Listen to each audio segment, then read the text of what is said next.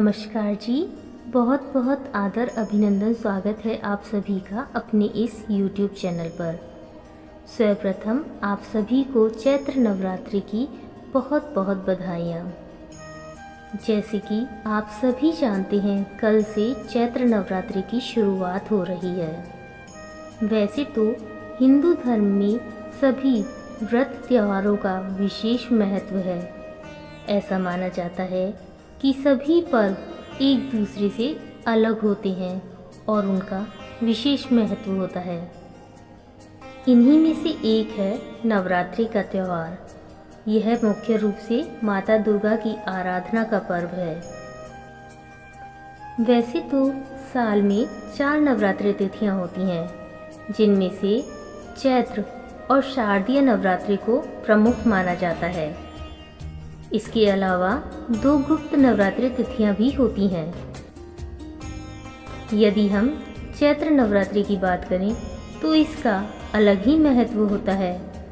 यह नवरात्रि तिथि चैत्र महीने में होती है और इसमें शुभ मुहूर्त में घट स्थापना करके पूरे 9 दिनों तक पूजन पूरे विधि विधान के साथ किया जाता है। इस साल चैत्र नवरात्रि की शुरुआत 22 मार्च से हो रही है और इसका समापन 30 मार्च तक होगा। नवरात्रि के दिनों में माँ दुर्गा के 9 रूपों की पूजा की जाती है और माता रानी को प्रसन्न करने के तरह तरह के उपाय भी किए जाते हैं। नवरात्रि के दिनों में पूजा पाठ से जीवन में आने वाली सभी प्रकार की बाधाएं दूर हो जाती हैं। यह नवरात्रि के शुभ दिन वास्तु दोष उपाय के लिए भी बहुत ही उत्तम माने जाते हैं।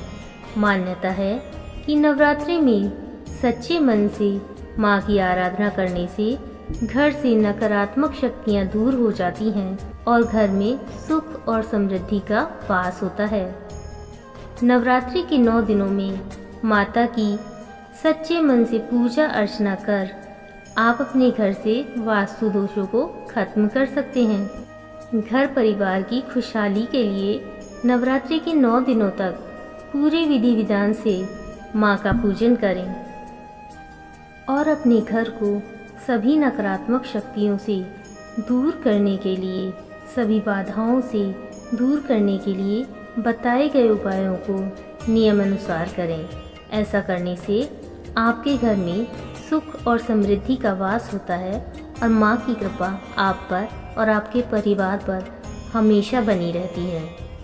तो आइए जानते हैं इन उपायों के बारे में विस्तार से। नवरात्रि के दौरान अपने घर के मुख्य दरवाजे पर कुमकुम से माता के चरण बनाने चाहिए। ध्यान रखें कि माता के ये चरण घर के अंदर की तरफ आते हुए हों। ऐसा करने से माँ की कृपा आप पर और आपके परिवार पर बनी रहती है। माता के ये चरण अष्टमी और नवमी के दिन घर के दरवाजे पर अवश्य बनाएं। ऐसा करने से घर में माँ लक्ष्मी जी का वास होता है और धन और वैभव में वृद्धि होती है। नवरात्रि के पहले दिन ध्यान रखें कि घर के मेन गेट के दोनों ओर चूना और हल्दी से स्वास्तिक का चिन्ह बनाएं। साथ ही माता की प्रतिमा या तस्वीर के साथ कलश की स्थापना भी ईशान कोण में करें। इस दिशा को देवी देवताओं का स्थान बताया गया है। इस दिशा में कलश और तस्वीर की स्थापना करने से घर में सकारात्मक ऊर्जा का प्रभाव बढ़ जाता है और पूजा पाठ में भी मन लगता है। नवरात्रि के 9वें दिन कन्याओं को भोजन करावें और दक्षिणा देने से देवी माँ प्रसन्न होती हैं। माना जाता है इससे घर में सभी प्रकार के वास्तु दोष दूर हो जाते हैं और घर में खुशियाँ बनी रहती हैं। माता की प्रतिमा और कलश स्थापना के लिए चंदन की चौकी का इस्तेमाल करना बहुत उत्तम माना गया है। वास्तुशास्त्र में चंदन को सकारात्मक ऊर्जा का केंद्र माना गया है। अगर चंदन की चौकी नहीं है तो अन्य किसी लकड़ी का प्रयोग कर सकते हैं, लेकिन उस पर लाल कपड़ा अवश्य बिछाएं। वहीं अखंड दीपक को भी जमीन पर ना रखें। दीपक जमीन पर रख रहे हैं तो पीले चावल से अष्टदल बनाएं, फिर उसके ऊपर अखंड दीपक रखें। अखंड ज्योत दक्षिण पूर्व दिशा की तरफ ही रखनी चाहिए। वास्तुशास्त्र के अनुसार इससे घर के सदस्यों की सेहत उत्तम रहती है और वो हर क्षेत्र में विजय हासिल करते हैं। माँ दुर्गा की पूजा आराधना करने से पहले घी का दीपक अवश्य जलाएं, उसके बाद ही पूजा प्रारंभ करें। अगर आप अखंड दीपक प्रज्वलित कर रहे हैं तो उसमें भी हो सके तो घी का प्रयोग ही करें। अगर घी नहीं है तो सरसों या तिल के तेल का भी प्रयोग कर सकते हैं। नवरात्रि के 9 दिन तक दीपक अगर घी के तेल का हो तो उसे माता रानी के दाईं ओर रखें और अगर तेल का है तो दीपक को बाईं ओर रखें। ऐसा करने से घर में बरकत आती है और माता रानी की कृपा बनी रहती है। घर के मुख्य द्वार पर आम के पत्ते या अशोक के पत्तों का तोरण अवश्य लगाएं। ऐसा करने से माँ प्रसन्न होती हैं और आप पर और आपके परिवार पर अपनी कृपा बनाए रखती हैं। कलश स्थापना अवश्य करें और माता रानी को लाल चुनरी और श्रृंगार अवश्य चढ़ाएं। ऐसा करने से माँ हमेशा आप पर प्रसन्न रहती हैं और उनकी कृपा आप पर और आपके परिवार पर बनी रहती है। माँ की पूजा करते समय व्यक्ति का मुख पूर्व या उत्तर की तरफ होना चाहिए। इस तरह पूजा करने से व्यक्ति का सम्मान बढ़ता है, क्योंकि यह दिशा शक्ति और शौर्य का प्रतीक मानी जाती है। वहीं माता की तस्वीर या प्रतिमा जहाँ स्थापित कर रहे हैं उसके पीछे दुर्गा बीसा यंत्र भी बनाएं। ऐसा करने से उस जगह पर माता रानी स्वयं विराजमान रहती हैं। घर को नकारात्मक शक्तियों से दूर करने के लिए घर में सामग्री और घी की धूप अवश्य करें। प्रतिदिन लौंग का जोड़ा अवश्य जलाएं। ऐसा करने से माँ प्रसन्न रहती हैं और घर में सुख और समृद्धि का वास बना रहता है। नवरात्रि में माता रानी के पूजा स्थल को सजाने के लिए लाल रंग के फूलों का इस्तेमाल अवश्य करना चाहिए। वास्तु में लाल रंग को सत्ता व शक्ति का प्रतीक बताया गया है।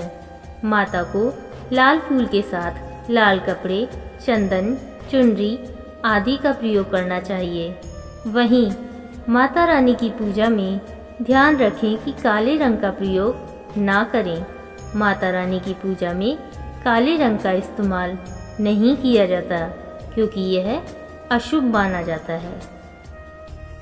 ध्यान रहे, दुर्गा माता के लिए घी या तेल के दीपक जलाते समय विशेष सावधानी रखें। घी का दीपक देवी के दाहिनी हाथ और तेल का दीपक देवी के बाएं हाथ की तरफ ही होना चाहिए। ऐसा करने से घर में बरकत होती है। अगर आप माँ दुर्गा की कृपा चाहते हैं तो अपनी पूजा सामग्री को दक्षिण पूर्व दिशा में रखें। जिस कमरे में देवी की मूर्ति बनाई जाती है वह कमरा हल्का पीला, हरा या गुलाबी रंग का ही होना चाहिए। नवरात्रि में घर के मुख्य द्वार या दुकान के पास एक बर्तन में जल भरकर उस पर एक फूल अवश्य रखें। इस बर्तन को प्रवेश द्वार के पूर्व या उत्तर में रखें। ऐसा करने से शुभ फल की प्राप्ति होती है। हो सके तो प्रतिदिन गंगा जल का छिड़काव घर में अवश्य करें। ऐसा करने से घर से सभी नकारात्मक शक्तियां दूर हो जाती हैं। जब आप नवरात्रि के अंतिम दिन अपनी पूजा और अन्य अनुष्ठान समाप्त कर लें तो सुनिश्चित करें कि कचरे का निपटान ठीक से हो। वेदों के अनुसार माँ प्रकृति अर्थात धरती माता को पूर्ण श्रद्धा के साथ सम्मानित किया जाना चाहिए। वास्तुशास्त्र के अनुसार शंख बजाने और घंटी बजाने से देवी देवता प्रसन्न होते हैं। इससे पर्यावरण की शुद्धता अधिक होगी। विज्ञान के अनुसार शंख ध्वनि करने से कई प्रकार के जीवाणुओं का नाश होता है। इसलिए संभव हो तो घर में प्रतिदिन शंखनाद अवश्य करें। आशा करती हूँ कि बताए गए सभी उपाय आपके और आपके परिवार के लिए बहुत ही लाभकारी सिद्ध होंगे। अगर आप बताए गए सभी उपायों को नियमित रूप से करते हैं तो आपके घर में हमेशा सुख और शांति बनी रहती है। तो आज के लिए इतना ही। माता रानी की कृपा आप सभी पर बनी रहे, उनका स्नेह आप सभी को प्राप्त हो, इसी मनोकामना के साथ अब मैं आपसे लेती हूँ विदा। फिर मिलते हैं अगली किसी अन्य वीडियो में। तब तक आप अपना ध्यान रखें, खुश रहें और दूसरों को भी खुश रखें। नमस्कार।